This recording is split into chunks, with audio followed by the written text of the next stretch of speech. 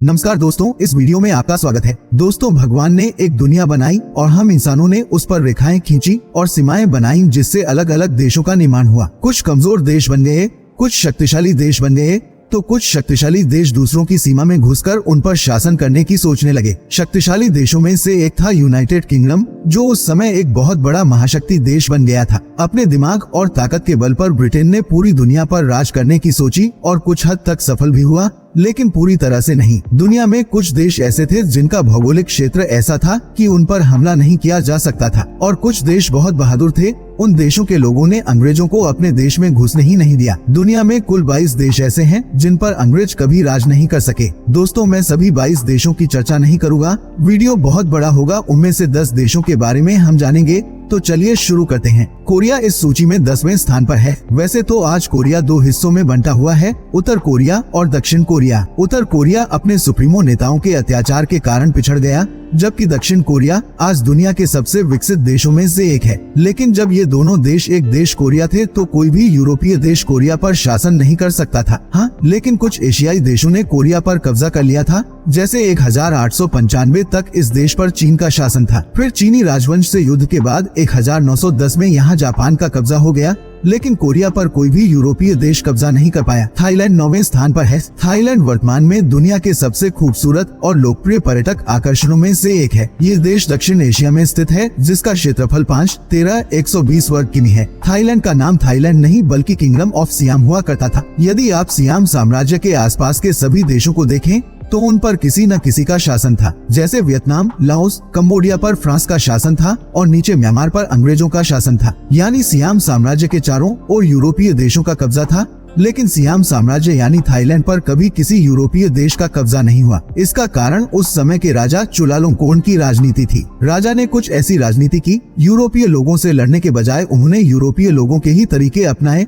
और फ्रांस और अंग्रेजों के साथ अपने संबंध मजबूत किए। अच्छी मित्रता के कारण कोई भी यूरोपीय देश सियाम साम्राज्य पर कब्जा नहीं कर सका। चीन 8वें स्थान पर है। इस समय चीन दुनिया के सबसे शक्तिशाली देशों में से एक है, और जब यूरोपीय देश दूसरे देशों पर कब्जा कर रहे थे तब भी चीन बहुत शक्तिशाली देश था। उस समय चीन ओटोमन साम्राज्य के बराबर था। इसका कारण चीन की बहुत बड़ी सेना थी। इतनी बड़ी सेना के कारण यूरोपीय देश चीन से डरते थे। लेकिन ऐसा नहीं है कि यूरोपीय देशों ने चीन पर हमला नहीं किया। यूरोपीय देशों ने चीन के लगभग 30 क्षेत्रों पर कब्जा कर लिया था, लेकिन वे कभी भी पूरे चीन पर कब्जा नहीं कर पाए। सऊदी अरब 7वें स्थान पर है। सऊदी अरब भी एक ऐसा देश है जिस पर कभी अंग्रेजों का कब्जा नहीं रहा। ये देश दक्षिण पश्चिम एशिया में स्थित है, जिसे मध्य पूर्व भी कहा जाता है। 16वीं शताब्दी से सऊदी अरब पर ओटोमन साम्राज्य का शासन था, जो अपने समय का सबसे शक्तिशाली साम्राज्य था। यही कारण था कि यूरोपीय देश सऊदी अरब पर शासन नहीं कर सके। लेकिन प्रथम विश्व युद्ध के दौरान ब्रिटेन ओटोमन साम्राज्य के खिलाफ था। ब्रिटेन ने सऊदी अरब के शाही परिवार को ओटोमन साम्राज्य को कमजोर करने में मदद की,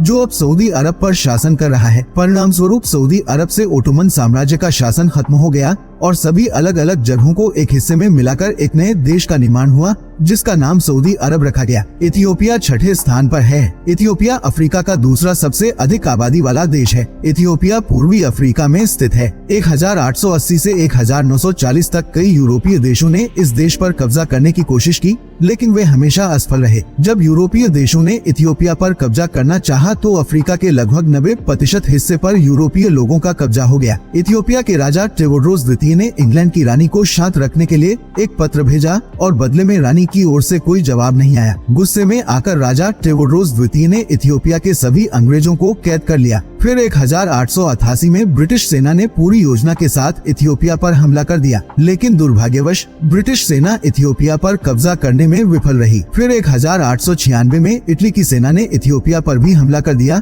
जिसमें इथियोपिया ने इटली को भी हरा दिया। 1935 में इतालवी सेना ने इथियोपिया पर फिर से हमला किया, लेकिन इस बार वहां राजा सेलासी का शासन था। लेकिन इस बार इटली इस पर कब्जा करने में सफल हो गया।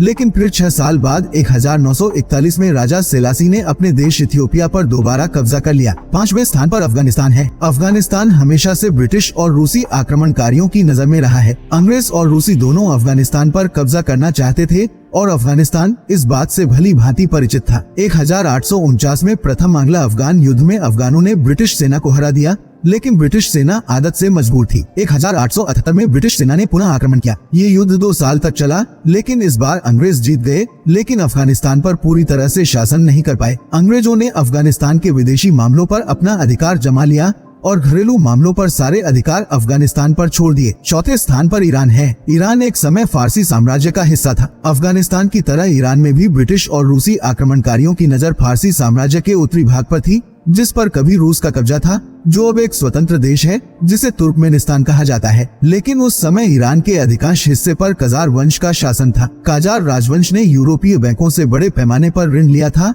और वे इन ऋणों को चुका नहीं सके। तो अंग्रेजों ने कहा, हम आपकी आय के स्रोतों पर नियंत्रण कर लेंगे और देश की आय का कुछ हिस्सा ले लेंगे। लेकिन फारसी साम्राज्य ने अंग्रेजों को इस बात से पूरी तरह इनकार कर दिया। परिणाम स्वरूप अंग्रेज ईरान पर किसी भी प्रकार का कब्जा नहीं कर सके। तीसरे स्थान पर भूटान है। भूटान दक्षिण एशिया में स्थित है और भारत का पड़ोसी देश है। भूटान हिमालय में स्थित एक खूबसूरत देश है। हिमालय में रहने के परिणाम स्वरूप न तो चीनी और न ही ब्रिटिश भूटान पर शासन कर सके। 1772 से 1774 तक ब्रिटिश सेना ने भूटान पर कब्जा करने की बहुत कोशिश की, लेकिन उनकी कोशिशें हर बार असफल रहीं। लेकिन भूटान साम्राज्य को अंग्रेजों के साथ एक समझौता करना पड़ा, जिसमें अंग्रेजों को भूटान के आवास उद्योग पर नियंत्रण मिल गया। इस समझौते के बाद भी भारत और भूटान के बीच विवाद बना रहा और ये विवाद 1947 में भारत की आजादी के साथ खत्म हुआ। दूसरे स्थान पर जापान है। जापान इस समय सबसे उन्नत तकनीक वाला देश है। ये देश बहुत बुद्धिमान है, इसीलिए कोई भी दूसरा देश इस देश पर शासन नहीं कर पाया। जब जापान को पता चला कि यूरोपीय देश दूसरे देशों पर हमला करके उन पर कब्जा कर लेते हैं, तो जापान को पता चल गया